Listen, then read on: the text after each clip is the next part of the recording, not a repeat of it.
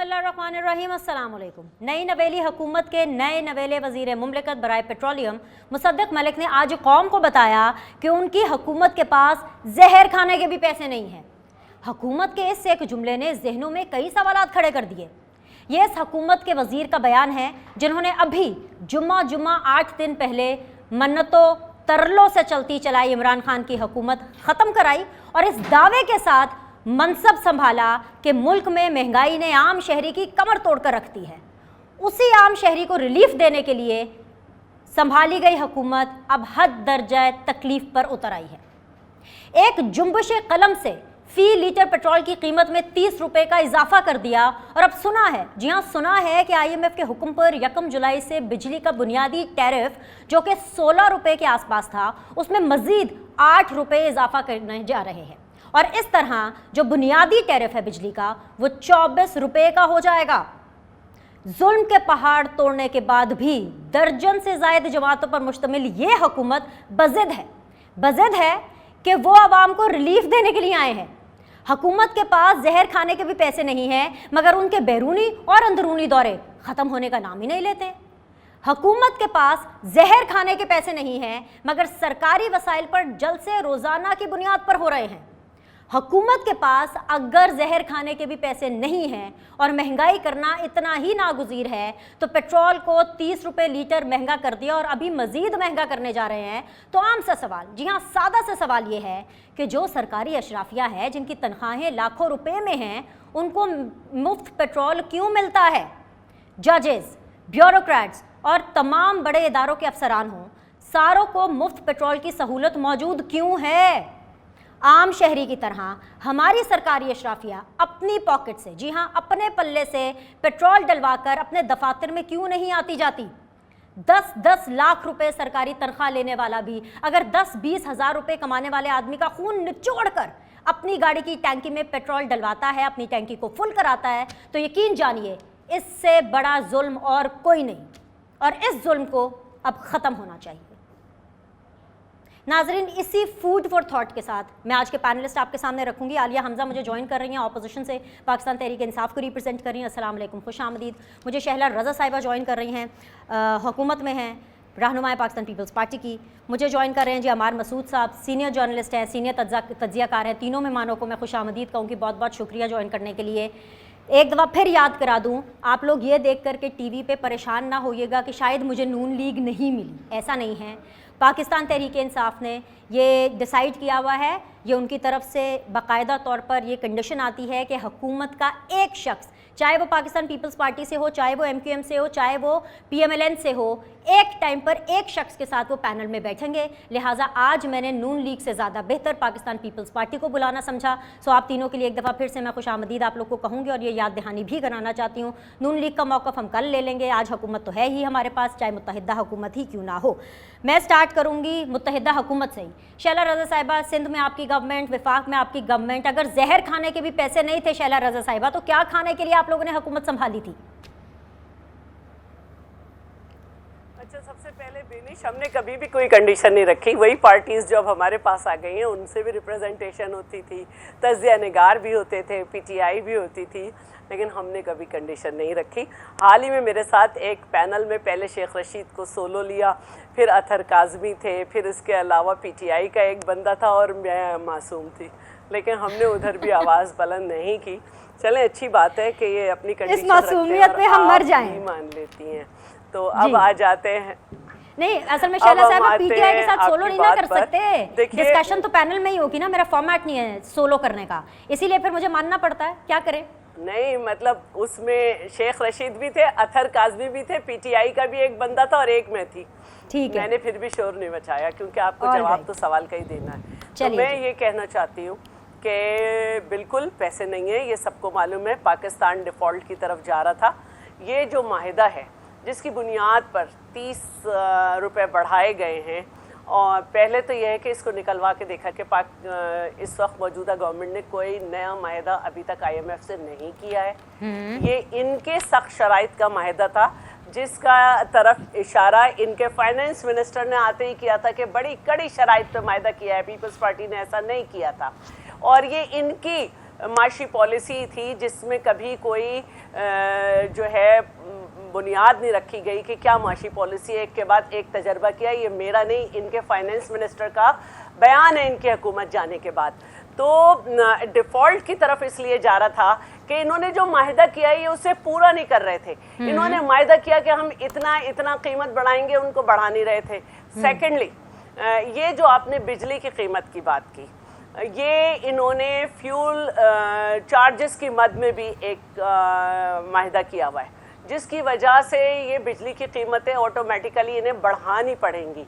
तो सीधी बात यह है कि आप दुनिया में जब माहिदा करते हैं तो आपके मुल्क की एक वैल्यू होती है। अगर आप उस माहिदे को पूरा नहीं करेंगे तो पूरी दुनिया में आपको ना कर्जा दिया जाएगा, ना आपकी बात आगे बढ़ेगी। तो आपने माहिदा कर लिया और उस पर फिर अपनी हुकूमत बचाने के लिए जब शोर होने लगा तो उस पर अमल नहीं कर रहे।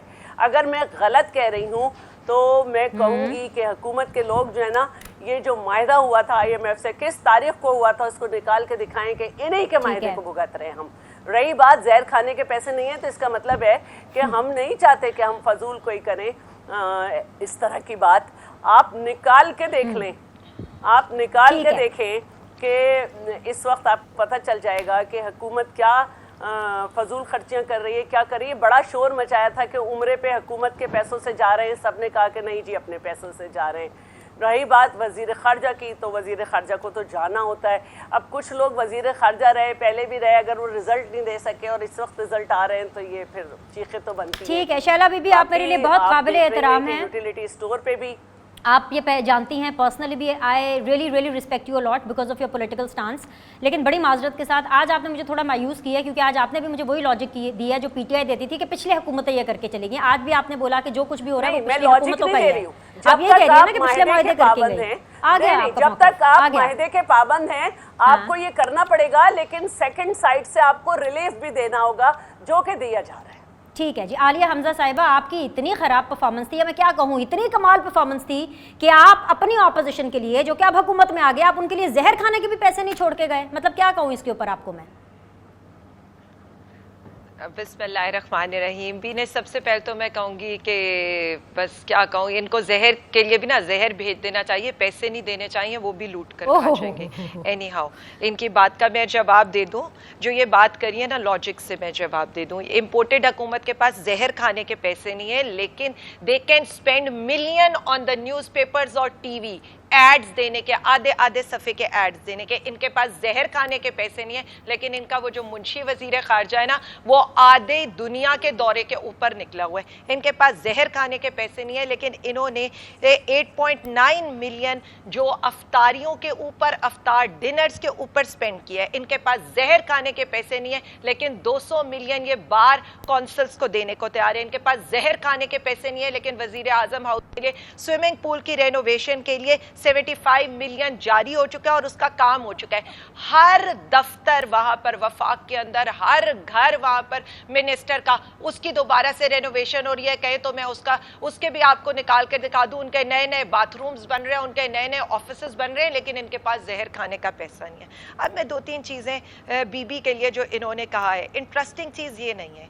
इंटरेस्टिंग चीज ये है कि 2 दिन पहले इन्हीं के वजीर आजम के अंडर नेशनल अकाउंट्स कमेटी की मीटिंग होती है, जिसमें यह माना जाता है कि हमारे 2 सालों के अंदर कंसेक्टिवली 5.67 और 6% की तरक्की की शरह रिकॉर्ड कराई है।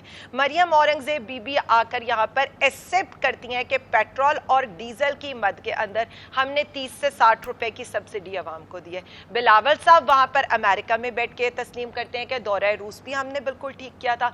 मिफ्ता इस्माइल साहब की ट्वीट है ऑन रिकॉर्ड के स्टेट बैंक को हम बेच नहीं रहे, बल्कि जो भी हमने किया था उसको इंडिपेंडेंट किया था, and that was a wise decision. Bilawal Bhutto साहब आलमी कॉन्फ्रेंस में खान साहब की कोरोना के अंदर जो स्ट्रैटेजी है उसकी तारीफें कर रहे हैं, और जो लॉकडाउन हमने किया था उसकी तारीफें कर रहे हैं। साद रफीक साहब पार्लियामेंट को ये बता रहे हैं कि PIA के 2018 के बाद जो है कि जो उनके खसारा था वो कम हुआ है। फिर एक और ट्वीट आती है इन्हीं के वजीर खजाना की, वो ये कहते हैं कि हमारे दौर के अंदर रिकॉर्ड टैक्स रेवेन्यू इकट्ठा हुआ है।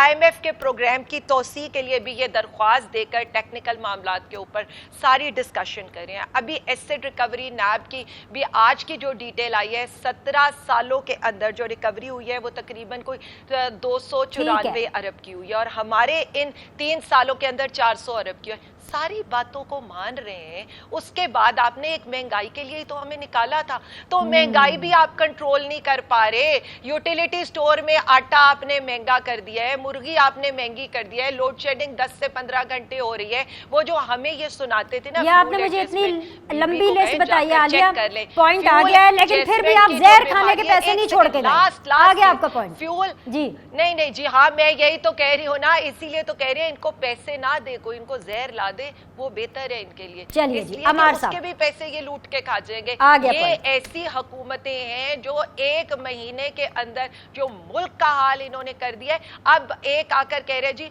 अल्लाह का शुक्र है, माशाल्लाह माशाल्लाह, जिन्हें भिखारी कहते थे, IMF भी हमें पैसे दे देगी, चीन भी हमें पैसे दे देगा, सऊदीया भी हमें पैसे दे देगा, कतर भी दे देगा, तो हम मुल्क की मईशत को संभाल लेंगे। तो इन्हें कहें अल्लाह का वास्ता है, चलते हुए मुल्क के ऊपर तो तुम लोग सुसाइड अटैक कर चुके हो। और जो फ्यूल एडजस्टमेंट की बात हो रही है, कैटेगोरिकली मैं आपको बता रही हूँ, ये बीमारी शुरू हुई थी पीपल्स पार्टी के 2008 के बाद। चलो फिर मैंने ठीक किया ना, नून लीग को नहीं आज बुलाया, आज पीपल्स पार्टी को बुला लिया। अच्छा मेरे पास वक्त कम है, वो जो मलिक रियाज साहब ने फोन किया ना जरदारी साहब को, मैंने उस बारे में भी बात करनी है, बड़ी बातें हैं। अरे रिलैक्स करें आलिया, आपको पता है अगले शो के अंदर महंगाई तो कम होनी नहीं है, मैं फिर बुला लूंगी, जो बाकी चीजें रहेगी उस पर कर लीजिएगा। वो मलिक रियाज ऑडियो लीक बड़ी इंपॉर्टेंट है, मैंने डिस्कस करनी है। अब जरा अमार भाई को, ऑलराइट आ रही हूँ वापस। अमार भाई अस्सलाम वालेकुम। अमार भाई, हमारे घरों में नॉर्मली ये जुमला बड़ी उकताहट और चिड़चिड़ाहट से हम ये इस्तेमाल करते हैं, और हर घर में ये इस्तेमाल होता है, no matter whosoever you are, कि बच्चा कोई चीज़ मांगे, बेगम कोई फरमाइश कर दे, हस्बैंड कुछ मांगे, कोई भी घर में अगर किसी चीज़ की फरमाइश हो जाए तो फ़ौरन कहा जाता है जहर खान दे पैसे नहीं गए, और यहाँ पे हम ये कहाँ से चीज़ लाएं। मैं आपसे सिर्फ ये जानना चाहती हूँ आपके एक्सपीरियंस की रोशनी में कि आपको क्या लगता है कि हुकूमत के साथ 1-1.5 महीने में ऐसा क्या हो गया कि वो जहर खा मरने को तैयार हुए पड़ रहे हैं कि हमारे पास तो जहर खाने के पैसे नहीं हैं? ऐसा क्या हो गया इस हुकूमत के साथ? बेनिश बहुत शुक्रिया। मेरी जुर्रत तो नहीं है कि 3 खवातीन की मौजूदगी में अपनी आवाज़ बुलंद करूं, लेकिन कोशिश करता हूं कि अपनी बात करने की कोशिश करूं। हिम्मत करें अमार भाई, फॉर्च्यून फेवर्स द ब्रेव। हाँ, मैं कोशिश करता हूँ। देखिए, किसी भी मुल्क की माशी सूरत हाल, जो पाकिस्तान की इस वक्त माशी सूरत हाल है, वो 1-1.5 महीने में ख़राब नहीं हो सकती। ऐसा नहीं हो सकता कि अचानक से एक नई हुकूमत आए और वो अपनी ख्वाहिश से, अपनी मर्जी से 12 घंटे लोड शेडिंग शुरू कर दें। हुकूमतों को पता है कि पेट्रोल की कीमत महंगाई से डसे अवाम के लिए बहुत ज़्यादा मुश्किल है। उनकी कीमत में अचानक इतना बड़ा इजाफा उनके पॉलिटिकल इमेज को भी नुकसान पहुंचाएगा, उनकी स्ट्रेटजी को भी, उनकी हुकूमत को भी। उसके बावजूद ये सब कुछ करना पड़ा। तो वो बात बिल्कुल दुरुस्त है। हम गुज़िश्ता 3.25 साल में जिस माशी इन्हितात की तरफ पहुँचे हैं, उसके बाद ये बहुत ज़रूरी था कि कोई ऐसी हुकूमत आए जो चीज़ों को कंट्रोल करने की कोशिश करे। हमेशा माजी में ये होता है कि जो मौजूदा हुकूमत होती है वो माजी की हुकूमतों को इल्ज़ाम देती है। अगर आप ये चाहती हैं कि मैं किसी तरह इस हुकूमत की इस बात को डिफेंड करूं कि इन्होंने पेट्रोल की कीमत बढ़ाई, बहुत अच्छा किया, या बिजली का पर यूनिट 8 रुपये बढ़ा रहे हैं, बहुत अच्छा किया, तो ये बिल्कुल गलत बात होगी।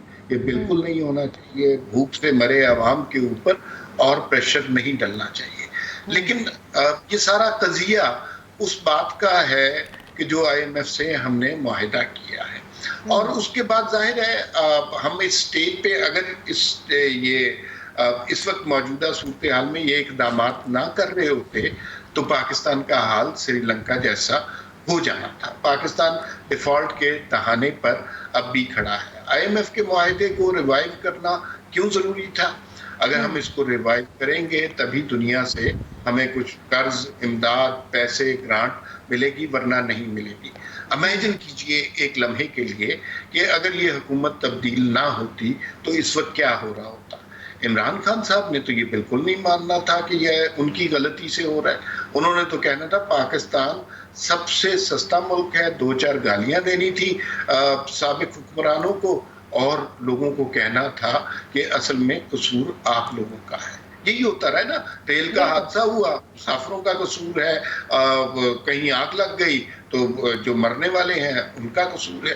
तो इसी तरह ये बहुत बड़ा डिसीजन हुआ है पाकिस्तान की हिस्ट्री में, और इसलिए हुआ है, और बहुत मुश्किल डिसीजन भी है। इमेजिन कीजिए कि इस वक्त क्या सूरत हाल होती पाकिस्तान की अगर उस हुकूमत को ना भेजा जाता। दूसरी बात ये फिगर्स की बात जो है ना, मैं अपने तहरीक इंसाफ में मेरे बहुत सारे दोस्त हैं, आपके भी दोस्त हैं विनीश, अगर मैं आपको ये कह दूं कि आपकी तनख्वाह 5 अरब रुपया है, आप मेरा कुछ बिगाड़ सकती हैं। जब तक आप इसकी तहकीक कराएंगी, अदालत में जाएंगी, तब तक तो मैं कुछ अगली बात कर चुका हूँ ना। तो ये फिगर फचिंग बहुत ज्यादा होती है, और ये मैं सिर्फ इस जुमले पर सिर्फ ये कहूंगी अमार भाई, आपके मुंह में घी शक्कर, अल्लाह करे ऐसा वक्त आए मेरे पर, I will be really happy, I will be the happiest person. मुझे एक ब्रेक लेना है, 5 अरब का है ना आपने, oh my God, I need a break on this note. एक छोटा सा ब्रेक लेते हैं, वापस आएंगे तो मैं अपने आप को यकीन दिलाने की कोशिश करूंगी, और आलिया हमजा मुझे यकीन दिलाएंगी या पता नहीं मुझे बताएंगी कि गलत है, कि वो जो इमरान खान साहब जो कि डट कर खड़े रहते थे, डट के खड़ा है कप्तान, उसने वाकई आसिफ अली जरदारी को ये बोला, ये पैगाम पहुंचाया कि नहीं भी मुझे पैचअप करना है। एक छोटा सा ब्रेक, विल बी बैक।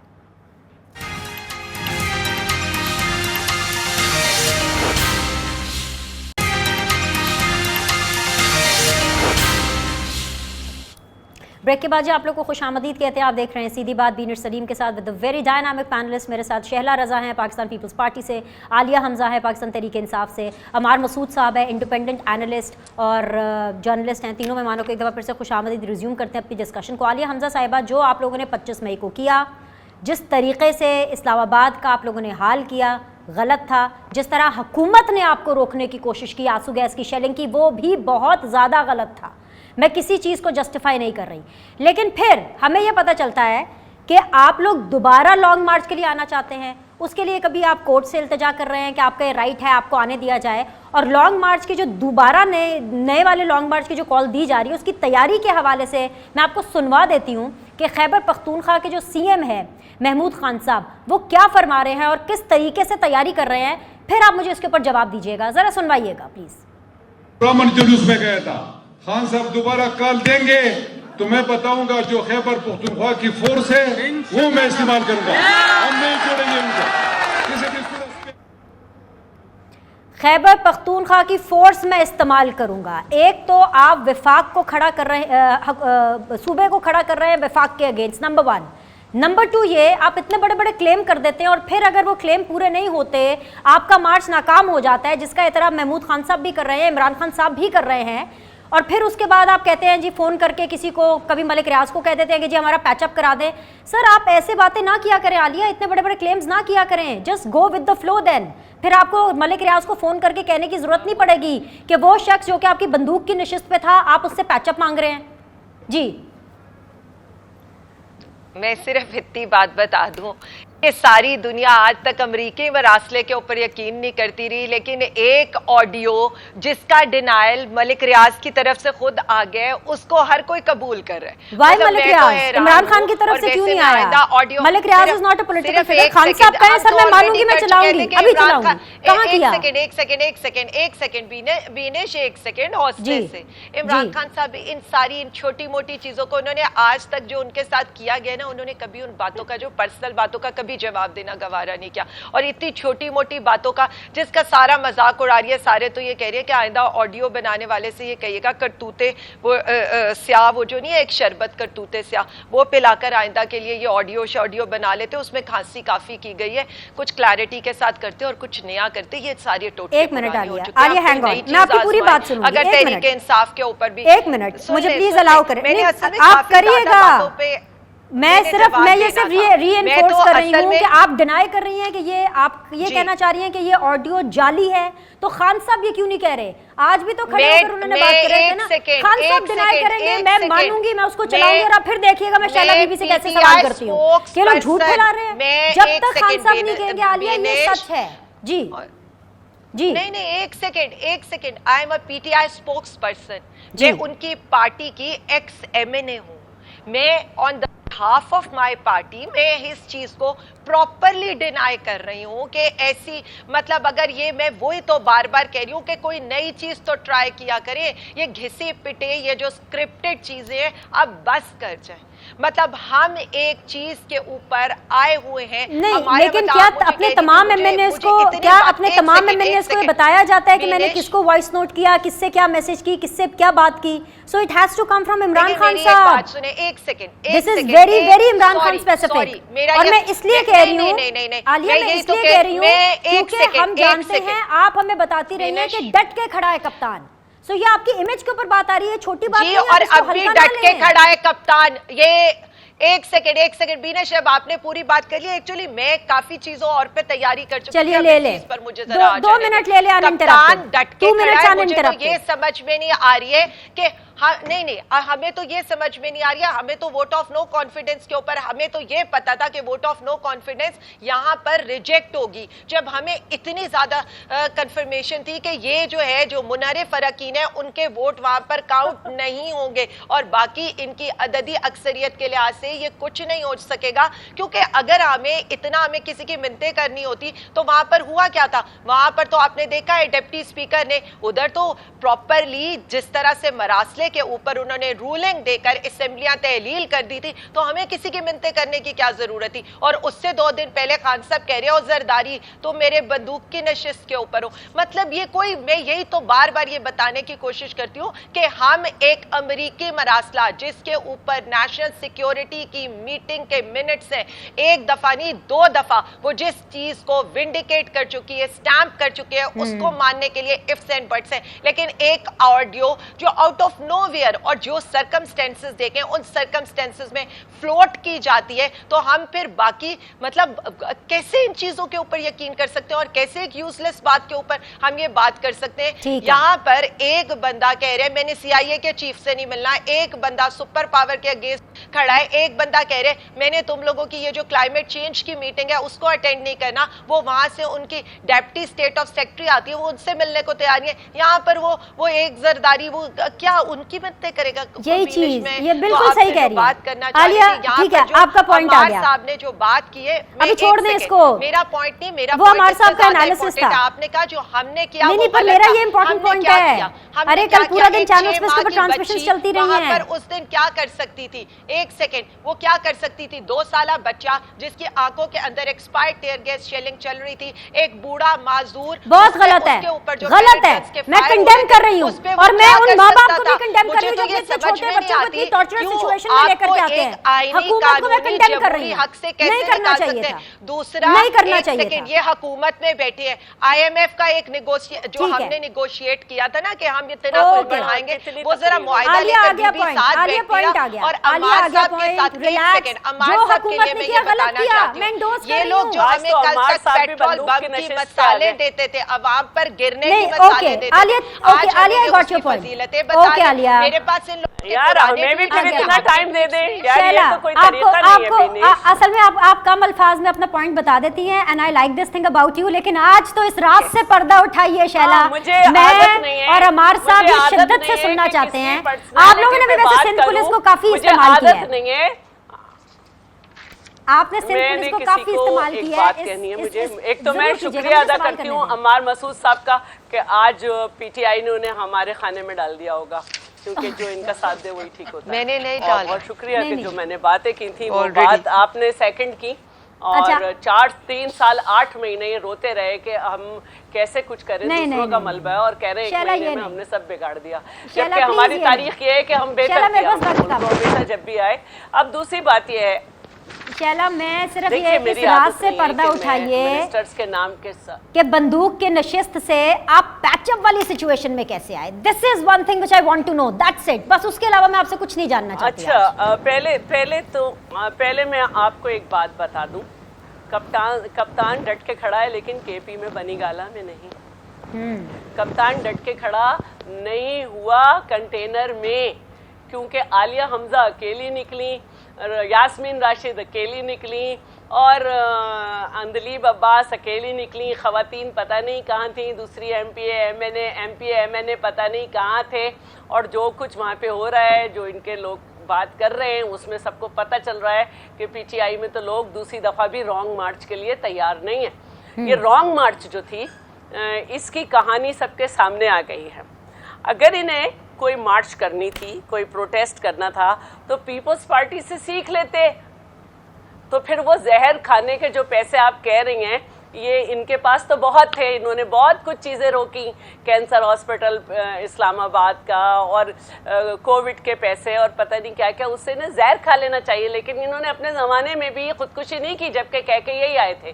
तो मेरा कहने का मतलब यह है कि हम भी हुकूमत के ख़िलाफ़ आए थे, लेकिन सिंध से कोई फोर्स नहीं लेकर आए। हमने कहीं हमला नहीं किया। हमने कहा था हम इस्लामाबाद पहुंचेंगे और वहाँ पे अपना प्रोटेस्ट रिकॉर्ड कराएंगे। हमारे काफ़िले पहुँचे भी नहीं थे। चेयरमैन ने वहाँ पे मौजूद पब्लिक से खिताब किया, अपना पैगाम पहुँचाया और आ गए।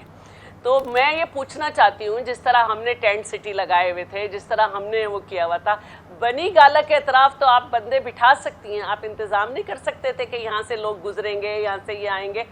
कोई तैयारी नहीं थी। अगर किसी का वज़ीर दाखिला ये कहे कि खूनी मार्च होगा और जो है सिविल वॉर होगी, तो फिर मैं नहीं समझती कि इस तरह इजाज़त दें। और ये साबित किया गया, जो असला निकला है, अगर गलत निकालना होता तो फिर बहुत सारे लोगों के घर से निकाल दिया जाता। जो असला निकला है उससे इनके सारे इरादे ज़ाहिर हुए। फिर आपने अभी जिसको आलिया हमजा गोल कर गई, केपी वज़ीर आला की गुफ्तगू भी सुना दी। तो जब ये इस तरह के इरादे करके निकलेंगे तो इन्होंने तो टीएलपी के हाथों आवाम को यरगमाल बना दिया था, हम नहीं बनने देंगे। अब आ जाते हैं इसकी बात पे कि जब इन्होंने 3 ऑप्शंस दिए थे और इस्टेब्लिशमेंट के जरिए उस पर भी ये मुकर गए थे कि हमने 3 ऑप्शन नहीं दिए। ठीक है, ये इनकी खास आदत है, ये यू टर्न लेते हैं, अपनी की भी हर बात से हट जाते हैं। जरदारी साहब की आवाज पहचानी जा सकती है। जियो ने इसको लंदन में भी ये नशर हुआ है, जियो लंदन से डेफेमेशन में चले जाए। आ गया point, loud and clear. Shaila बीवी, फाइनल कमेंट्स के लिए आपके जा पास सकते हैं ना, वहाँ पे तो जा सकते हैं। और जरदारी साहब की आवाज कौन नहीं पहचान सकता? Shaila is owning the audio, Aliya is not owning the audio. Amar साहब, मैं आपकी मुश्किल आसान कर देती हूँ, मेरा ये क्वेश्चन नहीं है, वो तो नहीं सही है कि गलत है, वो तो छोड़ें, ठीक है, वो तो अपने सारे किए कराए को कह रहे हैं। अच्छा भाई, मैं अपनी बरादरी का ख्याल रखती हूँ। अमर साहब, मुझे आपसे एक बड़ा उन्होंने ऑन किया अभी तक कुछ, जो कुछ वो पाकिस्तान को कर गए ऑन किया। ठीक है अमर साहब, नंबर 1 हमने देखा कि इमरान खान साहब की अपेरेंटली ऑब्वियसली वो मदद मांगते हुए एक वीडियो आई है थ्रू मलिक रियाज आसिफ अली जरदारी की, जिसके ऊपर 2 ओपिनियंस हमारे सामने इसी शो में भी आ गई और जनरली भी हैं। दूसरी चीज़ ये है कि फिर मार्च होता है 25 मार्च को, जो कि कामयाब मार्च नहीं होता। 20 लाख लोगों का दावा किया जाता है, 20 लाख लोग नहीं आते। इमरान खान साहब एक्सेप्ट करेंगे, पहली तैयारी नहीं थी, अब तैयारी से निकलेंगे। खैबर पख्तूनख्वा के सीएम का शॉट मैंने आपको लाइव शो में सुनवा दिया। अब फिर बीच के अंदर न्यूट्रल वालों को भी पुकारा जाता रहा कि अब आप न्यूट्रल ही रहिए। अब सुप्रीम कोर्ट को भी पुकारा जा रहा है कि भाई ये हमारा आईनी हक है, हमें फैसिलिटेट किया जाए इस मामले में कि हमें हमारा आईनी हक इस्तेमाल किया देने चाहिए एहतजाज के लिए। आने वाले दिनों में अमार मसूद साहब, आपको सूरत हाल किस तरफ जाती हुई दिखाई दे रही है? देखिए, इमरान खान को ये बात क्लियर होनी चाहिए, इस मुल्क में अदालतें इंसाफ के लिए हैं, तहरीक इंसाफ के लिए नहीं है। जिस तरह के अज़ाइम का इन्होंने इरादा किया, जिस तरह की गुफ्तगू की आज KPK के वज़ीर आला ने भी जिस तरह की बात की, फवाद चौधरी, शेख रशीद जिस तरह की बात करते रहे, किसी मुल्क में भी तशद्दुद फैलाने, इंतशार और मनाफरत फैलाने की मानियत होनी चाहिए। मुझे बड़ी हैरत है कि इस सब के बावजूद अदलिया और मौजूद अदलिया की तरफ से इन्हें इजाज़त मिल गई कि ये लॉन्ग मार्च लेके आ सकते हैं, जबकि बड़े वाज़े सबूत हमारे सामने मौजूद थे कि इनके इरादे क्या हैं। और फिर आपने देखा कि इस्लामाबाद दारुल खिलाफा को नजर आतिश किया गया, दरख्त जलाए गए, पुलिस वालों को मारा गया, राहगीरों को परेशान किया गया, पुलिस की गाड़ियों को नजर आतिश किया गया। ये मैं आ रही हूँ, आप ही की तरफ आ रही हूँ। ये सबके सामने बात हुई है, लाइव फुटेजेस चली हैं। और उसके बाद अगर इमरान खान साहब का दोबारा इरादा है इसी तरह का मार्च करने का, तो मेरे ख्याल में अब अदालतों को ज़रूर सोचना पड़ेगा, क्या वो इजाज़त दे सकती है कि इस मुल्क में तशद्दुद की फ़ज़ा कायम की जाए, इस मुल्क में इंतशार फैलाया जाए, इस मुल्क के दारुल खिलाफा को आग लगा दी जाए, पुलिस वालों को ज़दो-ख़ौफ किया जाए। असल में मसला ये है कि ये मामला यहाँ तक पहुंचना ही नहीं चाहिए था। जिस तरह की इमरान खान साहब गुफ्तगू कर रहे हैं और जिस तरह के नताइज अदलिया से चाहते हैं, ये बहुत पहले हल हो जाना चाहिए था। जब इमरान खान साहब ने कंटेनर पर खड़े होकर बिजली का बिल जलाया था और सिविल नाफरमानी अनाउंस की थी, उसी वक्त उनकी पकड़ होनी चाहिए थी। जब उस वक्त वो इंतशार फैलाते थे, अगर उस वक्त पकड़ हो जाती उनकी, तो ये मामला इतने तकलीफ देना होते। आज सारी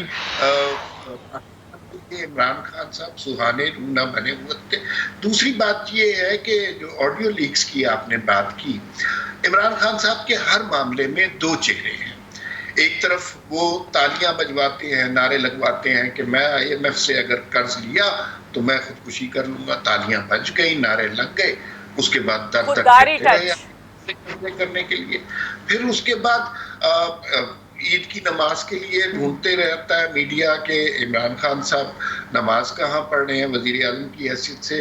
दूसरी जानिब कासिम सूरी उनके कान में कहते हैं कि जरा इस्लामिक टच दे दे।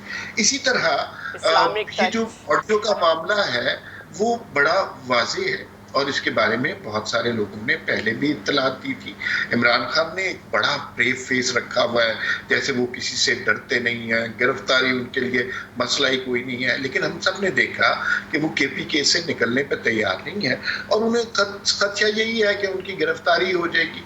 और हालांकि ये वही शख्स है जिसने किसी भेड़ बकरियों की तरह किसी को 1 साल के लिए, किसी को 2 साल के लिए, किसी को 6 महीने के लिए बिना किसी सबूत के, बिना किसी मुकदमे के जेल में रखा। तो ऑडियो की तस्दीक के लिए बहुत बड़ी वाज़ेह बात है कि ये जो है फौरी तौर पे इमरान खान को तमाम चैनलों को सू कर देना चाहिए। मेरे लिए बहुत मोहतरम है आलिया हमजा साहिबा, उन्होंने कहा इमरान खान साहब ऐसी छोटी बातें नहीं कर सकते। आज मतलब वो मरियम नवाज के हवाले से इंतहाई रकीक जुमले कह सकते हैं, आज हमजा शहबाज के हवाले से उन्होंने इंतहाई लफ्ज़ जुबान इस्तेमाल की है। इसी तरह माजी में उनकी जुबान जो है गोगी का मुकदमा लड़ सकते हैं काफी ज्यादा। एक सेकंड मैंने बीनेश काफी बिल्कुल मैं जवाब देना चाह रही हूँ, मुझे ब्रेक देना चाह रही हूँ। मैं मौका दूंगी आपको अमार साहब को मुकम्मल, मैं बिल्कुल आपको मौका दूंगी। आलिया मैं आपके पास आ रही हूँ, एक दफा मुकम्मल कर ले। अमार भाई आर यू डन? आपने मुकम्मल कर लिया है? नहीं, मैं सिर्फ ये बात कहना चाह रहा हूँ, इमरान खान साहब के 2 चेहरे हैं। एक चेहरा अवाम से तालियां बजवाने के लिए और एक चेहरा उनकी चालाक सियासत है जो वो पसे मंजर में करते हैं। और ये ऑडियो लीक उसका बहुत बड़ा सबूत है। यही इमरान खान की सियासत है कि लोगों को चेहरा कुछ और असल में कोई काम कुछ और करो। ठीक है जी। आलिया हमजा मैं आपको सुनूंगी अनइंटरप्टेड। मुझे अलाउ कीजिए एक छोटा सा ब्रेक लेना, ब्रेक के बाद वापस आएंगे, आलिया हमजा की बात सुनेंगे। इंशाल्लाह भी आप भी कुछ कहना चाह रहे हैं, I will definitely add this on, लेकिन पहले आलिया की बात सुनेंगे। Will be back in a bit.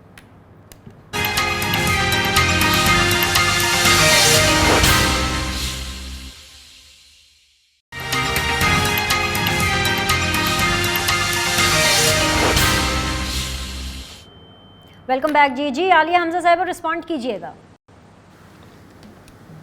Beenish मुझे तो ये समझ में नहीं आ रही, बड़े रिस्पेक्टफुली मैं इस चीज़ को इंटेलेक्चुअल डिसऑनेस्टी कहूँ, मैं बुग़्ज़े इमरान कहूँ या मीडिया मैनेजमेंट कहूँ। कल की मरियम की तकरीर आपने सबसे पहले सुनाई है, जिस तरह के अल्फाज, मतलब 2 नंबर अगर मैं ये किसी औरत के लिए, मरियम नवाज के लिए इस्तेमाल करूँ, क्या फीलिंग आएगी? पूरा मीडिया मेरे अगेंस्ट फतवे लेकर चला जाएगा कि जी इसने औरत की तस्लील की है। जो अल्फाज उसने इमरान खान साहब के लिए इस्तेमाल किए, क्या वही अल्फाज अगर इमरान खान साहब कंटेनर पर खड़े होकर मरियम नवाज के लिए कहते हैं ये 2 नंबर औरत है, ये झूठी औरत है, ये ज़हनी मरीज़ा औरत है, ये मीडिया किस तरह की चढ़ाई करता है, इससे आगे मैं बात नहीं करना चाहती। GB के वजीर आला के ऊपर आप लोगों ने हमला किया, AJK के लोगों के साथ जो आपने किया, KPK के लोगों के साथ क्या किया, और उसके बाद आपने क्या कहा? आपने कहा कि हम उन पे FIR कटवाई आपने उन तीनों के ऊपर। आज आकर KPK का वजीर आला रिएक्शन में कुछ भी कह रहे तो यहाँ पर रोना पिटना पड़ गए। क्यों भाई? यहाँ पर मुझे तो अफसोस हो रहा है, 1400 रेड तो वो जो कातिल वजीर दाखिला है उसने खुद माने हैं। 32,000 शेल्स तो उसने खुद माने है कि फेंके है। तो यहाँ पर ना कोई मेट्रो का स्टेशन जला, दरख्तों को आग पुलिस ने लगाई, गुंडागर्दी पुलिस ने की, चादर चारदीवारी का तकद्दुस पुलिस और पीडीएम के गुंडों और गुल्लू बट्टों ने वो किया। ये शैला बीबी हैं, पूछे इनके घर के अंदर कोई आए पुलिस, इनकी बेटी या मेरी बेटी के साथ वो करे, मैं उसकी जान ना निकाल दूं? ये कैसी इन्होंने हरकतें की। डॉक्टर यास्मीन राशिद को जिस तरह से बालों से घसीटा, जिस तरह से उनकी गाड़ी के ऊपर हमला किया, जिस तरह से हमारे ऊपर, मेरे साथ मीडिया खड़ा था जब मैं वहां बेहोश होकर गिरी हूं। ये जो बीबी कह रही थी ना, ये जाकर ARY की फुटेज देखे जिसमें हजारों औरतें मेरे साथ खड़ी हुई हैं जिस वक्त मैं वहां पर इस कातिल को चैलेंज कर रही हूं और वो लाइव आ रहा था ARY के ऊपर। कहना बहुत आसान है, सारी फुटेजेस मौजूद है। 9 साला बच्ची दहशतगर्द थी, वो 2 साला बच्चा किसी की गोद के अंदर, वो दहशतगर्द था जिसके ऊपर आपने शेलिंग की, एक्सपायर्ड शेलिंग। ये तो दहशतगर्दों के लिए इस्तेमाल नहीं करते जो इन्होंने आम पाकिस्तानियों के लिए इस्तेमाल की। आला ज़र्फी थी इमरान खान की, दूर अंदेशी थी इमरान खान की, जो पूरी रात हमने शेलिंग, डंडे, पत्थर, पैलेट गन्स और जो एक्सपायर्ड शेल्स, हमारे अंदर एक लावा फट था उस वक्त कोई भी आगे आता मेरे जैसा बंदा का वो हाल कर सकता था। इदारों के आगे खत्म हो गया। शैला रजा, शेलिंग वो भी एक्सपायर्ड ना करें। अच्छा, पहले मैं इनसे ये पूछती हूँ कि जब MNAs थे और तो लॉजेस पे जो है हमला जो करवाया आपने, तो वहाँ से क्या असला बरामद किया? कौन से चाकू बरामद किए जो आपने JUI के और सारे लॉजेस पे हमला किया था? एक मिनट, नहीं, अभी आप बोल चुकी, प्लीज, अब ये आप बोल चुकी, अब आप खामोश हो जाए, तसल्ली रखें, अगला प्रोग्राम में करिएगा। फिर जो इनके मुनहरिफ अरकान थे इनके बकौल, जिन्होंने वोट भी नहीं दिया, इन्होंने उन खवातीन के घर के आगे जो महासरे किए, वो क्या था? वहां पे भी किसी की बच्ची और बीमार माँ थी जो इन्होंने अपने PTI के गुंडे चढ़ाए वहां पे। फिर इसके बाद मैं ये समझती हूँ कि सिंध हाउस में जो आप गई, तो वहां से कौन से 400 पुलिस वाले निकले सिंध हुकूमत के और कौन लोग निकले? तो बीबी ये बातें जो है ना, ये जरा तसल्ली से काम करें। अभी अब आ गई दूसरी बात, जब आप कहेंगे कि खूनी लॉन्ग मार्च होगा, जब आपके I'm sorry Shaila, I have to wrap up. I'm so sorry, I have to wrap up. Until next time we have to wrap up this discussion. आज के लिए बहुत शुक्रिया तीनों मेहमानों का। इंशाल्लाह ताला आप लोगों से कल मुलाकात करेंगे, सेम टाइम सेम चैनल। आपके फीडबैक का इंतजार रहेगा। अल्लाह हाफिज़।